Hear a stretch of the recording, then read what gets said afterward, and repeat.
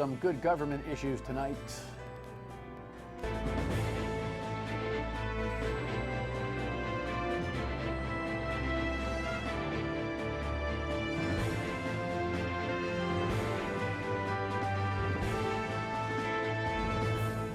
The Dan York State of Mind program is brought to you in part by Lookout Rhode Island and Takeo Comfort Solutions. Oh, we're going to try to pack a lot in. Good Thursday evening to you. John Marion from Common Cause, our key good government group here in Rhode Island, is my guest. But we got to get to a whole bunch of different things. Good evening. I gotta regroup on last night's show and the topic in Fall River for just a second. Here's a headline. We have a write-in candidate running for the mayor's position now, and here's Eyewitness News' latest on that. True, it has been very demoralizing for us, but we can't let it define us. It's not who we are.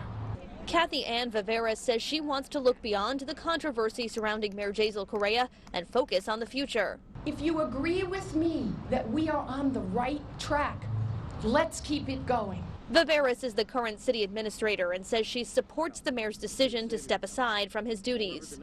There's no question that we were being distracted, that there were certain things that we were not able to accomplish, and he recognized that, and I think that factored into his decision to step aside and formally end his campaign. Although he's no longer campaigning, Correa's name will remain on the ballot. The frontrunner in September's preliminary, Paul Coogan, believes Correa is orchestrating several write-in campaigns, including Viveras's, in order to split the vote and once again become mayor. I give him credit for follow-through on this one, but that's what he laid out, and that's what I think he's trying to do in this election. You know, we had Mr. Coogan on here last night, and I have to apologize in a way. I drove out of the studio here. We tape in the early afternoon, then I go do the radio show on WPRO from Pointing, the Salty Brine Broadcast Center, I think is that way. But as I was driving over, I'm thinking, oh, Dan, you missed the broad side of the barn last night on something. The idea that Mayor Correa is remaining on the ballot was kind of lost in my conversation with him, with Coogan, the leader, the primary winner, about this general election. See if you got this straight. Mayor Correa announced he's leaving on a temporary leave, probably for the rest of his term. He's taking his full salary with him. The charter language calls for that to happen and have a replacement if he's unable to work. There's nothing that says he's unable to work other than his choice not to, right? His scheme here, seemingly, and he's been kind of outed because there was a tape that was taken from one of his strategy meetings and given to the Fall River Herald News. His idea is to load up as many write-in candidates as possible to erode the leading candidate's victory margin, Paul Coogan. See, in Massachusetts, they play off to two candidates. You could have 12 candidates for mayor, but a primary plays off, and there's only two remaining, at least on the ballot. So this latest entry, who, by the way, is the city administrator, and she's going to be our guest reportedly on Tuesday of next week. I can't wait to ask her about this stuff. But what's unmitigatedly obnoxious and ought to be shut down by the Fall River City Council is this guy's strategy, at least in part, to have the taxpayers funding it, meaning he's leaving his job to work full-time on generating write-in candidates and to solidify his own base, even though he's not running for re-election, hoping to get a plurality by whittling down the leaders' votes for people to make other anti-Correa choices. In other words, you didn't like Correa? That's okay, he's not running. Well, there's 4 choices now, not just 1. Oh, okay, maybe I'll pick all. They're all straw votes. This is unbelievable. Now listen, I'm not born yesterday. I've seen a lot of this in politics before, but what I've never seen is the audacity to leave your position like, I can't come back to the office, I'm busy, but I'll take my check. And I'll give the power to the city council president.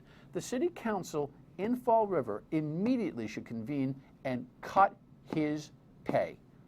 Stop his paycheck. And if he litigates, yeah, sue us. We'll see you in court in 2025. Okay, I feel better. See, you got the whole, outrageous, outrageous.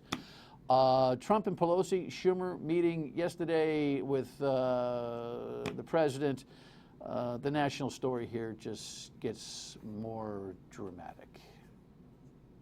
Democratic leaders say they stormed out of the White House after President Trump pounced on House Speaker Nancy Pelosi. When he started calling Speaker Pelosi a third-rate politician. Which I said, I wish you were a politician, Mr. President. Never have I seen a president treat so disrespectfully a co-equal branch of the government of the United States. Go ahead, What we Stanley. witnessed on the part of the president was a meltdown. Sad to say. Democrats say the president called out, "See you at the polls," as they walked out. Republicans said Pelosi warned the president to watch what we do. After the meeting, Mr. Trump tweeted a photo of the confrontation with the caption, "Nervous Nancy's unhinged meltdown." Seemingly unbothered, Pelosi responded by making the photograph the background shot of her Twitter profile. She storms out of another meeting, trying to make it unproductive. Lawmakers on both sides have slammed President Trump for pulling U.S. troops out of Syria, leaving Kurdish allies to fight the Turkish military alone. I want to express my gratitude to the Kurds. I'm sorry that we are where we are. The Kurds are much safer right now, but the Kurds know how to fight. To suggest the Kurds are safer is really delusional. Trump ally Senator Lindsey Graham repeatedly called it the biggest mistake of his presidency. It will be to our shame and to our national security detriment, and Trump will own the reemergence of ISIS. And if you think they're just coming after Europe and they don't represent a threat to the United States, you're sadly mistaken. You know what's really interesting is this characteristic that the president has never to admit a mistake really has him jammed up right now. And the impeachment pressure, may be one thing, but this decision is a whole nother. And Republicans are not mincing any words, obviously, about this whole situation. As far as the shenanigans back and forth over a conference room table discussing this important matter, it's just, I think every American is just in a head-shaking mode. In the meantime, Elijah Cummings passes away last night, and you would hope that there will be some decorum in Washington, at least for a day or two, in respect for his great service. God bless him. John Marion from Common Cause is here to talk about some local issues, but you're a citizen of this country. You have a reflection at all on any of this? Yeah, I mean, it's surreal. It right? is, isn't so it? Any given day, this would have been the biggest story of the last 5 years. Which? And anything. There were 3 things yesterday that probably would be the biggest story of the last 5 years. You're right. Except in the last 3 years, it's like just washes over us. We'll forget this by tomorrow and we'll be on to something else. It's like it literally just, there almost aren't words because it's so overwhelming. You watch every it. day. I'll tell you, social media has been a very interesting and efficient tool for a lot of things, but I'll tell you, it has dumbed down the human condition as far as I'm concerned. It really has. That both the Speaker of the House and the President have Twitter feeds and are using their Twitter feeds for mutual pot shots. The President thinks posting that picture of Nancy Pelosi pointing at him makes her look weak. She decides that that's a photo that she's going to use as her pinned photo, meaning that's now the thing that represents her battle.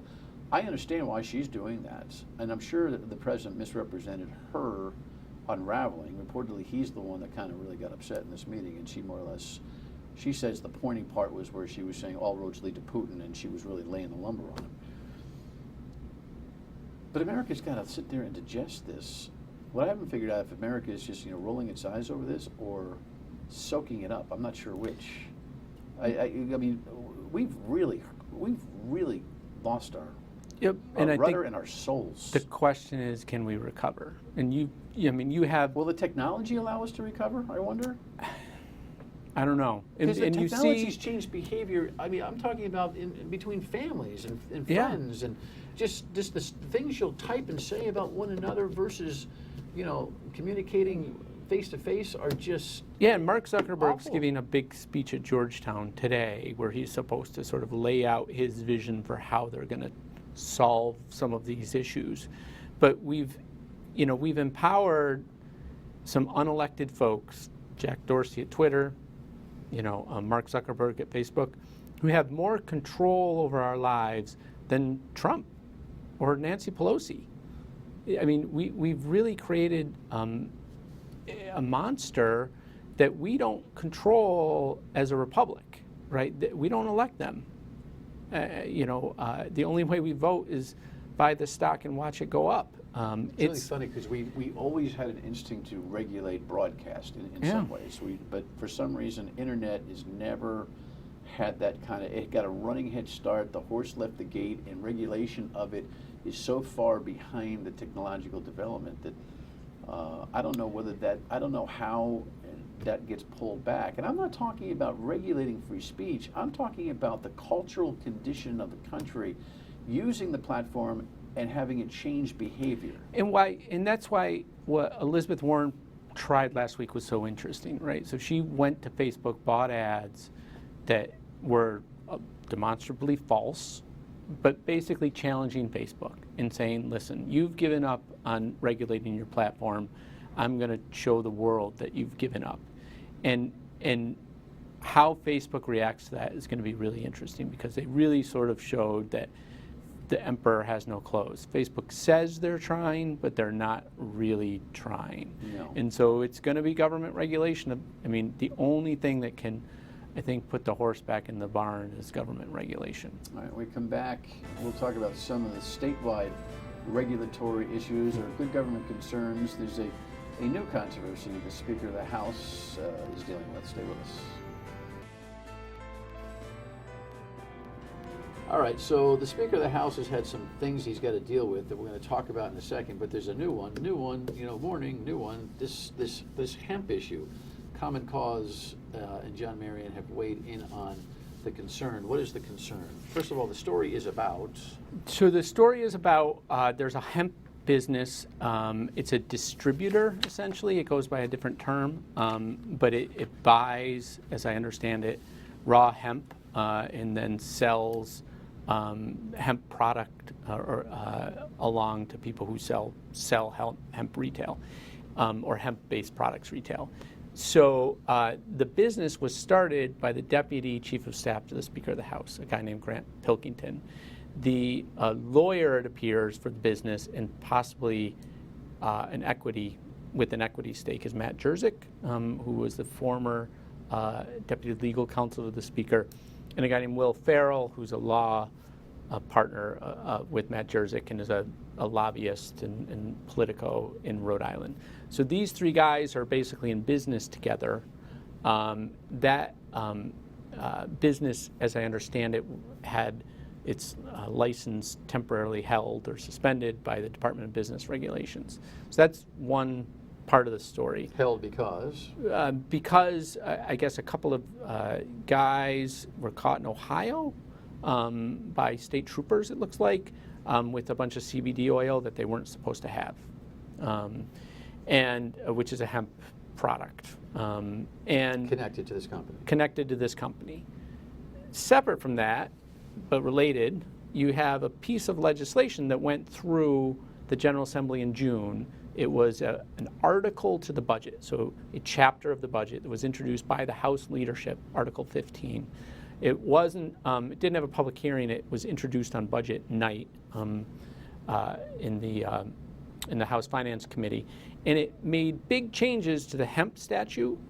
It's called the Hemp Act, in the medical marijuana statute, and it really potentially could make some people rich. Because it opens up additional licenses for medical marijuana and really defines for the first time the CBD oil industry. And affects the distribution flow. Affects the distribution flow. So the bottom line for you and your concern is what? It is a couple things. Foremost, now that we know somebody in the Speaker's office, one of his chief aides, is in the business, what we need to know what did he have to do with that legislation? Because the number one no-no in the Code of Ethics is you can't do something in your official role that affects your bottom line in any other business roles you have, right? So we know he has an equity stake in this hemp business. Did he do anything on that legislation? It's hard to believe that something as important as a whole new budget article or substantially revised budget article, somebody in that office, the deputy chief of staff had nothing to do with it. His role is full-time as deputy chief of staff? Yeah. I mean, that in and of itself is something that needs to be discussed, right? A full-time employee having any kind of equity role in any kind of regulatable Rhode Island business seems to me to be problematic. Yeah, now that goes far beyond this gentleman. There's a lot of people, There's a lot of 2 and 3 and 4 moonlighting time going on all over this state, as if like the full-time job, whether you're getting $50, $60, $70, $80, $90,000, $110, whatever, doesn't seem to.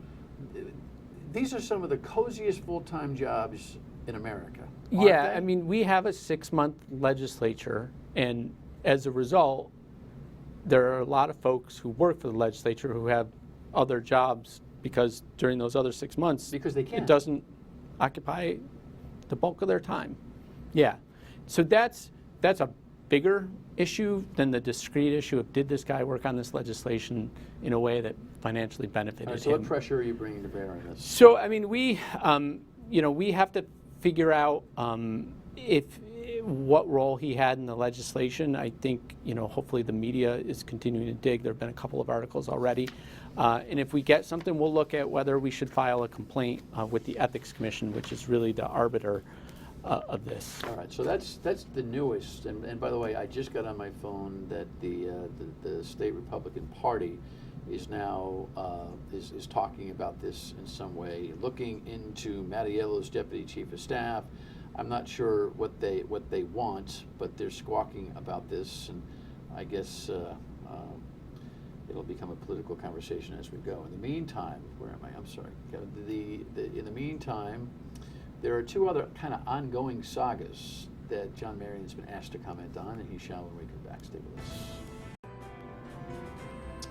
And so this is another little saga that may or may not. This could light a fire or fizzle. I'm not sure which. This grand jury investigation. We'll ask John about that. But there's one side note which is not so side or immaterial to this hemp marijuana conversation, and it has to do with regulation of the General Assembly. Give me a real quick concern that you have about this conversation we had in the last segment. Yeah, so we were involved, as you know, when separation of powers passed in 2004, creating 3 separate and distinct branches of government. And in that budget article I talked about, there was something tucked in there that said, if the regulatory body, the Department of Business Regulation that suspended the license, issues any regulations, right, about who gets a dispensary, who gets to be a cultivator, and so forth, the General Assembly has to approve them before they take effect. And it's called a legislative veto. And the U.S. Supreme Court has said those are unconstitutional, and most state Supreme Courts that have been faced with it say they're unconstitutional. So there's a little side story that's really about the battle between the executive and the legislative that goes back hundreds of years. Too many hands in this business in the General Assembly. Yes. Too many hands. Absolutely. Are you filing any formal complaints to take it to the state Supreme Court for adjudication? So we probably don't have standing. So we're looking at it. I'll just say we're looking at it. Who would have standing? The governor. Talk to her about it. I've talked to her office about it. I've urged them to do something. Concern?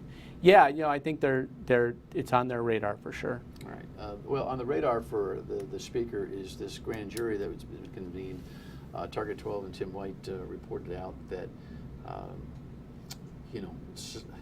the saga is relatively easy to explain. A fledgling candidate who got beat pretty handily in the Republican primary back in 2016 in District 15 in the House race. Through her support, her name is Shauna Lawton, she was here on the show, through her support to Speaker Mattiello, across party lines. And it was a little bit of juice, for the speaker, who won that race by 85 votes, mostly on mail-in ballots and the work of his organization. She put out a mailer on her own behalf, didn't have a pot to what in politically, right, and received a couple $1,000s from the outside in order to be able to fund that mailer. It is alleged and was adjudicated to the Board of Elections that was orchestrated by the Mattiello campaign, and now for some reason the case remains open at the Attorney General's office and is now in front of the grand jury. A, what do you know about it, and B, what are you concerned about? So I don't know, I have no inside knowledge about what the grand jury is doing. I can only speculate that the Board of Elections has civil jurisdiction, right? They can go after you for breaking campaign finance laws. The Attorney General can go after you for perjury. The Board of Elections can't prosecute you for perjury. But what the Board of Elections did is they asked a bunch of people for affidavits, testimony, sworn testimony about what happened in that race and with that mailer. Maybe they saw some contradictory testimony from people, and they gave it to the Attorney General and said, here, you go look, because you're the one who can enforce the laws about lying to government. You really think that's the organic nature of this grand jury? I got a funny feeling that Peter Nerona, who really, our Attorney General, who really has a nose for white-collar crime, is doing a little vetting on this. And I'm not so certain that the notion that a $5 million request for resources from the Attorney General's office to the General Assembly hasn't just given him a little bit of an interest, not for retribution, but to just keep his eye on what's going on over there. And I don't see in any way, shape, or form Attorney General's interest in lower and mid-level, either hired guns or volunteers to the Marion campaign for this case. So the currency is too small. Yeah, well, so we know that the Board of Elections referred it, right? So we know they basically sent a letter over to him after they concluded their investigation and said, there's something here you should look at. We also know that Peter Nerona has talked pretty eloquently about the use of grand juries as an investigatory tool. It's a way to shake the tree and see what falls out, so to speak. That could be what he's doing. That's what that's what you're speculating, and that very well could be based on his I would suggest talking that about how he uses the former Attorney General grand wouldn't juries. even think of doing this, and this is one of the reasons why I supported Peter Nerona for Attorney General, because he's got a long resume and a disdain for political corruption. Not that we have any here yet.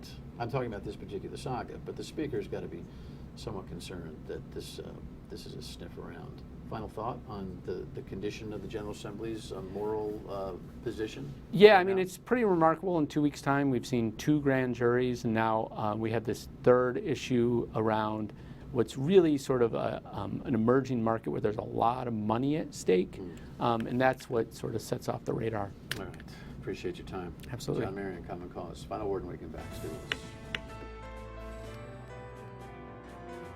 Yeah, and there are a couple of other good government issues that we haven't even gotten to. There's another federal grand jury investigation going on right now on a medical professionals' financial transactional issues that was twined in the line item budget that the Speaker had established. My point is that we go through these cycles of investigatory atmosphere, not just in Washington, but here in Rhode Island, and we may be on one of those up cycles. So the roller coaster might be climbing to the top of the hill. Whether it crashes, who knows? Hopefully we get some good government behavior in the meantime. And tomorrow night we will talk to the Minority Leader, Blake Filippi, meaning the Republican Minority Leader here in Rhode Island. We'll have a conversation on Republicans nationally, locally, and the review need for IGT and Twin Rivers financial planning and drama. We'll see you then, and on the radio at 3 on WPRO. Good night.